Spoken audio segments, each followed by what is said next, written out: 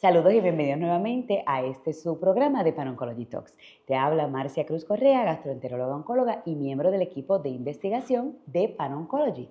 Hoy estamos súper contentos porque por primera vez tenemos a la doctora Norma Salgado, quien está aquí al lado mío. Norma, bienvenida. Gracias por estar aquí. Gracias a ti por la invitación. Muchas gracias. Y la doctora Salgado, la razón por la que estoy aquí es por muchas. Pero una de las principales es porque la doctora empezó aquí en el Hospital Oncológico un programa muy especial, el cual vamos a tener un segmento completo que es sobre trasplantes de médula, pero de eso vamos a hablar más adelante. Gracias por estar aquí. Norma, vamos a comenzar diciendo, ¿qué tú estudiaste? Para los estudiantes y los jóvenes que ven también este programa. Mira, tú sabes que casualmente a mí me hacen esa pregunta, ¿cuántos años usted estudió para hacer esto? Pues yo te voy a decir, yo estudié mi bachillerato en la universidad, luego fui a la escuela de medicina, de ahí hicimos medicina interna, luego uno hace su subespecialidad en hematología y oncología, lo hice aquí en Puerto Rico, la parte de la especialidad, la subespecialidad. ¿Estabas en veterano? En veterano, en el hospital municipal. Y luego me fui a Estados Unidos, al Moffitt Cancer Center, a hacer mi subespecialidad en trasplante de médula ósea. Wow. O sea que para uno hacer trasplante, tiene que tener este entrenamiento. Así que los que sumaron todos los que ella dijo, no se asusten. Es posible. Mírenla ahí. Sí, es posible. Es posible. Y es fácil. Bueno, lo de fácil es otro tema, pero de eso en el sentido de que nada es. Si te gusta. Un día a la vez, un mes a la vez, un año a la vez. No puedes decir, ay, me falta tanto. No. Un día a la vez. Hoy nos toca ser felices, mañana vamos a ser más felices que hoy. Correcto. Bregamos con el día de hoy. Esto me encanta. Sí. No estaba en el libreto, me fascina, porque realmente la manera de ver la vida es así, un día a la vez. Un día a la vez. Y nosotras que trabajamos mucho con pacientes que tienen enfermedades crónicas o enfermedades que a veces dicen avanzadas, ¿verdad? Que no hay tantas opciones. Pues hoy yo quiero hablar de algunas de esas enfermedades. Normalmente cuando hablamos de cáncer, ¿verdad? Nos referimos usualmente a leucemias, linfomas, mielomas cuando son malignidades líquidas. Así que el primer concepto que quiero explicar es, ¿cuáles son los dos tipos de malignidades que existen? Yo trabajo usualmente con malignidades sólidas. Y tú trabajas con malignidades líquidas. Y mencioné 3 de ellas. Así que vamos a tratar de ir una a una, ¿verdad? En un periodo corto, pero que podamos entender un poquito más, ¿verdad? A veces la gente le dice, tengo un familiar que le diagnosticaron leucemia. ¿Qué son las leucemias, Norma? La leucemia es lo que se define como el cáncer de la sangre. Cáncer de la sangre. En el argot popular es el cáncer de la sangre. Y es un crecimiento y una proliferación anormal de las células de la sangre. Y entonces no hay un crecimiento, una maduración normal de esas células, un crecimiento, una proliferación. Por lo tanto, crecen anormalmente, desmedidamente, sin nada que las inhiba, y eso puede causar que esas células que van a posteriormente circular en nuestro sistema sanguíneo van a infiltrar unos órganos, ya sea el vaso, el hígado, la piel, ¿verdad? Que son los sitios más comunes donde se infiltran las leucemias. A grandes rasgos, las leucemias se dividen en lo que son leucemias crónicas y leucemias agudas. Le tenemos un poquito más de miedo a las leucemias agudas, y miedo en el sentido de que es una forma un poco más agresiva de la enfermedad, cuando las crónicas es un crecimiento más indolente. De hecho, hay leucemias crónicas que lo que hacemos es mirarlas, ¿verdad? Espérate, un momentito, ¿cómo que mirarlas? Mirarlas. Tú ves al paciente y puede ser, de hecho, hay pacientes que tienen sus leucemias crónicas y el doctor primario, por ejemplo, puede ser que no se haya dado cuenta, porque los cambios en esas células de la sangre son sutiles. Un poquito subidos los blancos, a lo mejor un poquito de anemia, a lo mejor un poquito altas las plaquetas o bajas las plaquetas, y todavía no nos hemos dado cuenta que este paciente tiene una leucemia crónica. Ok, o sea que por eso es crónica, la va siguiendo hasta que eventualmente quizás... Y hoy día este tipo de pacientes los podemos tratar con medicinas que son orales, ¿ves? Y se convierte en una enfermedad crónica como lo es una hipertensión, un hipotiroidismo, y ese tipo de enfermedades.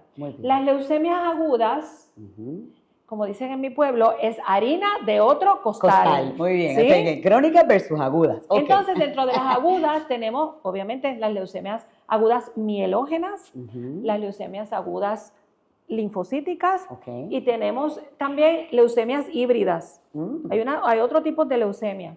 Híbrida es que esa célula maligna presenta fenotipos de la leucemia mieloide y la leucemia linfoide. Okay. O sea, que esas características mixtas, podríamos decirlo. Sí, en una sola célula tú puedes ver esas características. Okay. Y hay una teoría detrás de eso, de por qué son así o por qué no son así, que es bastante larga y bastante controversial entre los grupos que la estudian. Dentro de las leucemias agudas tenemos las leucemias mielógenas, que son las más comunes en los adultos. Y ellas, antes había una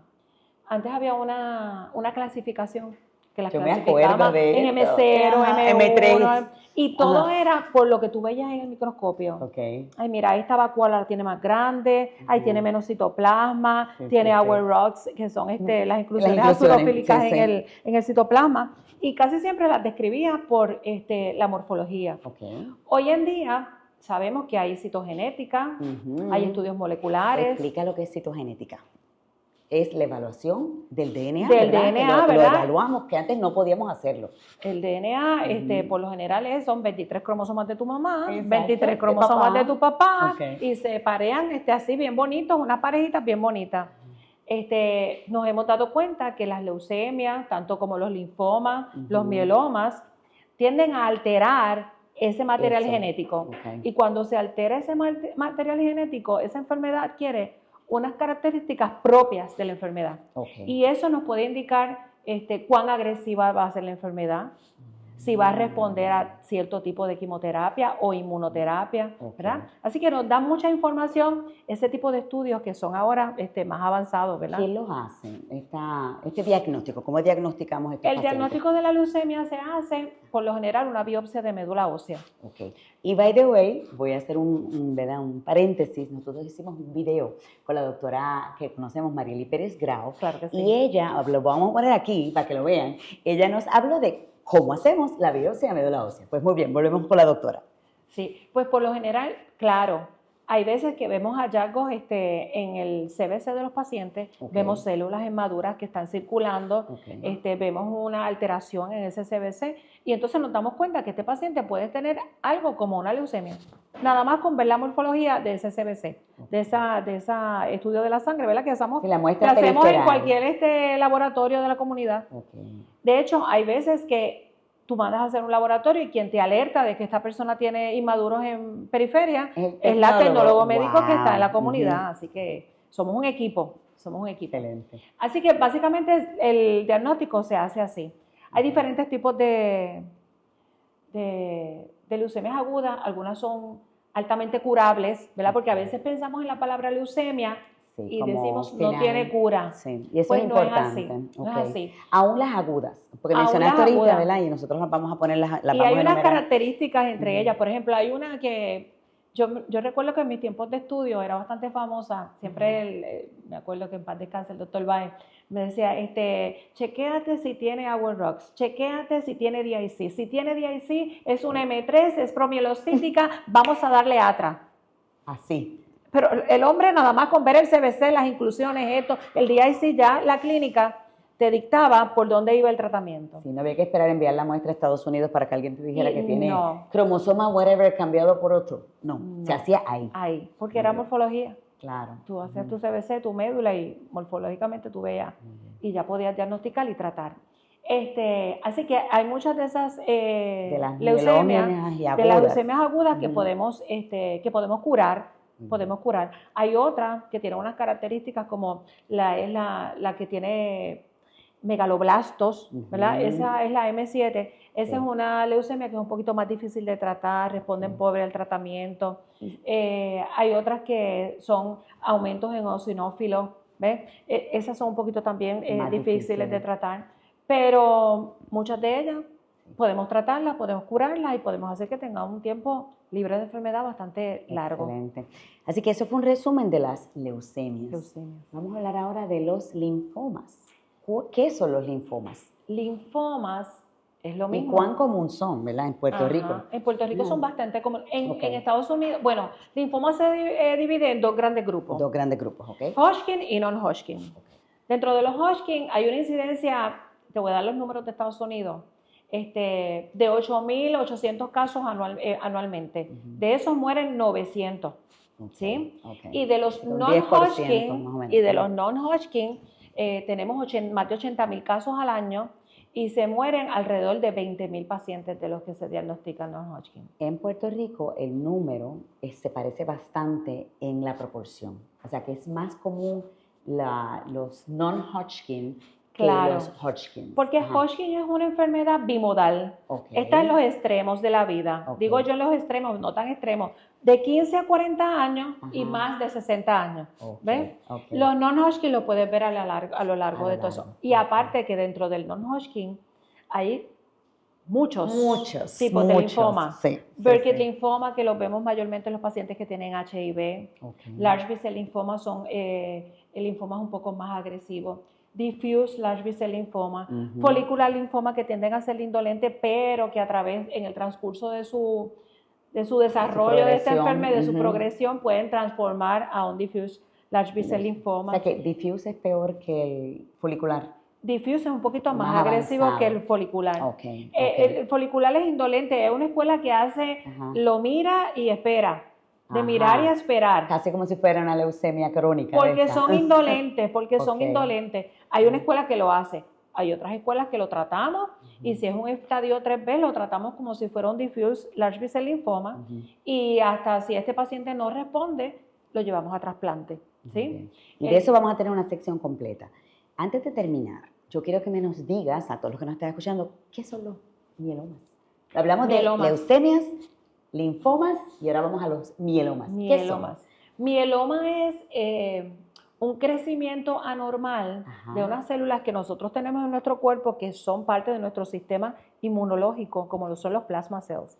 Estas células, por alguna razón, y hay muchos mecanismos que pueden entrar aquí, por alguna razón se daña esta célula plasmática y muta.